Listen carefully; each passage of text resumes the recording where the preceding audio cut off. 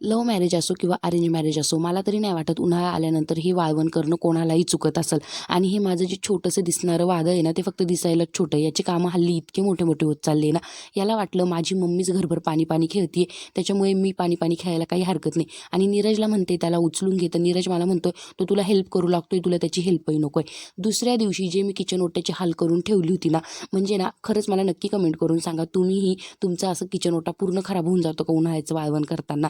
आणि ना आपण आहे ना कसं आहे, 1-2 दिवस उभं राहून हे सगळं व्यवस्थित करून घेतो, पण वर्षभर ते जे खायला मजा येते ना, ती काहीतरी वेगळीच असते. आणि प्रत्येक गोष्टीचा हा अनुभव आलाच पाहिजे असं म्हणायला काहीच चुकीचं नाही. आणि त्यानंतर आहे ना, हे जे वाळत घालायला आहे ना, ती पण आहे ना कडक उन्हामध्ये बसून मस्त वाळत घालायची राहते, त्याचाही एक अनुभव वेगळाच असतो. आणि कोणतीही गोष्ट आनंदाने केली ना का ती खूप छान होती असं मला तरी वाटतं. आणि हो, आणखीन एक गंमत म्हणजे उन्हाळ्याचं वाळवण झाल्यानंतर घरात गेल्या गेल्या मिळतं ते म्हणजे लिंबू पाणी. चला आता मी लिंबू पाणी एन्जॉय करते आणि हा मिनी ब्लॉग इथंच संपवते. Bye bye.